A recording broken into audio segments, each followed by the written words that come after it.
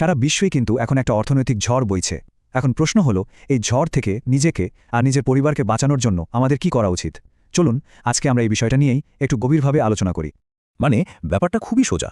ধরুন মধ্যপ্রাচ্যে একটা যুদ্ধ লাগলো। আমরা হয়তো ভাবি ওটা তো অনেক দূরের ঘটনা, কিন্তু বিশ্বায়নের এই যুগে আসলে কোনো কিছুই দূরে না। ওই যুদ্ধের ধাক্কাটা কিন্তু সোজা এসে আমাদের রান্নাঘরে লাগে।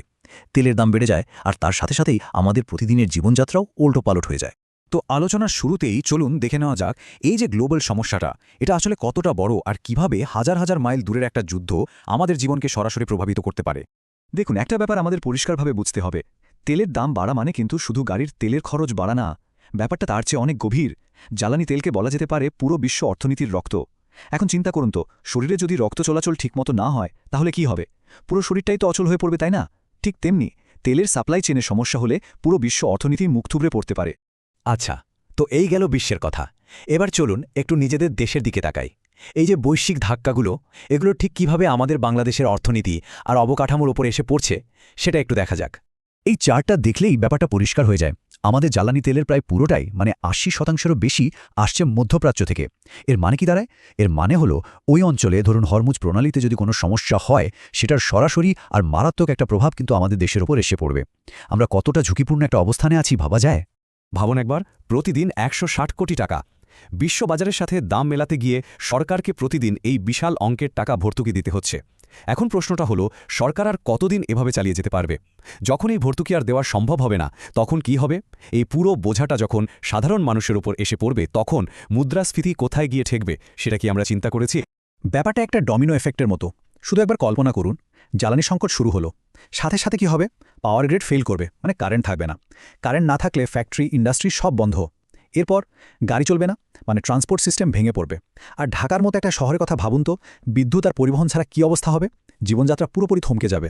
একটা ধাক্কা থেকে শুরু হয়ে পুরো সিস্টেমটাই কোলাপস করতে পারে। তো সমস্যাটা তো আমরা বুঝলাম, পরিস্থিতি বেশ ভয়াবহ। কিন্তু শুধু সমস্যা নিয়ে কথা বললে তো চলবে না, তাই না? এখন প্রশ্ন হলো, এই বিশাল সংকটের মুখে দাঁড়িয়ে আমরা ব্যক্তিগতভাবে কি করতে পারি? চলুন এবার সমাধানের দিকে মনোযোগ দেওয়া যাক। টিকে থাকার জন্য আমাদের প্রথম এবং সবচেয়ে জরুরি যে কৌশলটা নিতে হবে সেটা হলো নিজের টাকা পয়সার নিয়ন্ত্রণ নেওয়া, আর্থিক সহনশীলতা গড়ে তোলা। এটাই আমাদের প্রথম ডিফেন্স লাইন। একটা কথা আছে, in a crisis cash is king. মানে সংকটের সময় ক্যাশ টাকা বা নগদ অর্থই হচ্ছে রাজা। কারণ এই নগদ টাকাই আপনাকে যে কোনো বিপদ আপদ মোকাবেলা করার ক্ষমতা দেবে। এই ক্যাশ কুশন জিনিসটা কি? এটা হলো আপনার ইমার্জেন্সি ফান্ড। মানে আপনার হাতে অন্তত ৩ মাসের জরুরি খরচ চালানোর মতো নগদ টাকা থাকতে হবে। ধরুন হঠাৎ চাকরি চলে গেল বা জিনিসপত্রের দাম আকাশ ছোঁয়া হয়ে গেল, তখন এই ক্যাশ কুশনটাই কিন্তু আপনাকে বাঁচিয়ে দেবে। এটা একটা সেফটি নেটের মতো কাজ করে। এখন সময় হলো খরচের ব্যাপারে কঠোর হওয়ার। এই স্লাইডে দেখুন, বাম দিকে আছে আমাদের জরুরি খরচ, যেমন বাড়ি ভাড়া, খাওয়া দাওয়া, বিল। আর ডান দিকে আছে সেই সব খরচ যেগুলো আমরা চাইলে বাদ দিতে পারি, যেমন কথায় কথায় বাইরে খাওয়া, অপ্রয়োজনীয় সাবস্ক্রিপশন বা শখের কেনাকাটা। আমাদের এখন খুব স্পষ্টভাবে প্রয়োজন আর বিলাসিতার মধ্যে পার্থক্যটা বুঝতে হবে এবং সে অনুযায়ী সিদ্ধান্ত নিতে হবে। শুধু টাকা জমানো বা খরচ কমানোই কিন্তু সব না, আমাদের ব্যাঙ্ক অ্যাকাউন্টের বাইরেও চিন্তা করতে হবে। চলুন এবার এমন কিছু কৌশল নিয়ে কথা বলা যাক যা আমাদের আত্মনির্ভরশীল হতে সাহায্য করবে। আত্মনির্ভরশীলতার জন্য মূলত 4টি স্তম্ভের উপর দাঁড়াতে হবে। 1. এনার্জি বা শক্তি সংরক্ষণ করা। 2. নিজের খাবার নিজে ফলানোর চেষ্টা করা যতটুকু সম্ভব। 3. আয়ের একাধিক উৎস তৈরি করা। আর 4, যেটা সবচেয়ে গুরুত্বপূর্ণ, নিজের উপর ইনভেস্ট করা। দেখুন, বিনিয়োগের কথা উঠলে আমরা স্টক মার্কেট বা সোনার কথা ভাবি, কিন্তু এই সব কিছুরই ঝুঁকি আছে। তবে একটা বিনিয়োগ আছে যেখানে কোনো ঝুঁকি নেই, আর সেটা হলো নিজের দক্ষতা আর জ্ঞানের উপর বিনিয়োগ। এটাই সেরা বিনিয়োগ, কারণ আপনার মস্তিষ্কই আপনার সবচেয়ে বড় সম্পদ, যেটা কোনো সংকট বা বিপর্যয় আপনার কাছ থেকে কেড়ে নিতে পারবে না।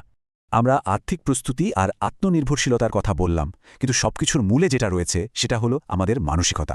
চলুন এবার সবচেয়ে জরুরি বিষয়টা নিয়ে আলোচনা করি, এই কঠিন সময়টা পার করার জন্য শারীরিক এবং মানসিক প্রস্তুতি। কিভাবে নিজেকে প্রস্তুত করবেন? প্রথমত, শরীরকে ঠিক রাখতে হবে। ভালো খাবার, ব্যায়াম এগুলো জরুরি। দ্বিতীয়ত, ধৈর্য ধরতে হবে। ছোটখাটো বিষয় নিয়ে ঝগড়া বিবাদ এড়িয়ে চলতে হবে।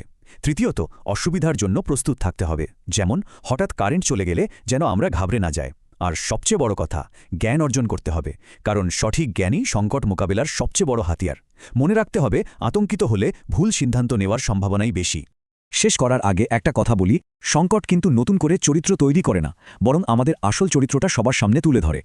এই ঝড়ে তারাই টিকে থাকবে যারা আগে থেকে প্রস্তুতি নেবে, আর যারা অপ্রস্তুত থাকবে তারা হয়তো হারিয়ে যাবে। তাই প্রস্তুতি নেওয়ার সেরা সময় কিন্তু এখনই। আশা করি আজকের এই আলোচনা কঠিন সময়ের জন্য পথ চলতে সবাইকে কিছুটা হলেও সাহায্য করবে।